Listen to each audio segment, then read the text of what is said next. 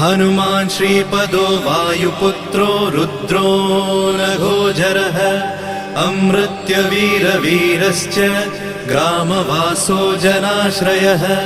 धनदो निर्गुणः शूरो वीरो निधिपतिर्मुनिः पिङ्गाक्षो वरदो वाग्मी सीताशोकविनाशकः शिवः शर्वत्परो व्यक्तो व्यक्तो धराधरः पिङ्गकेशः पिङ्गरोमा श्रुतिगम्यः सनातनः अनादिर्भगवान् देवो विश्वहेतुर्जनाश्रयः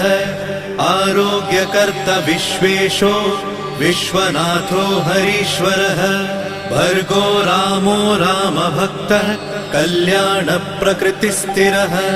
विश्वम्भरो विश्वमूर्तिर्विश्वाकारश्च विश्वपः विश्वात्मा विश्वसेव्योऽथ विश्वो विश्वहरो रविः विश्वचेष्टो विश्वगम्यो विश्वध्येयः कलाधरः प्लवङ्गमः कपिश्रेष्ठो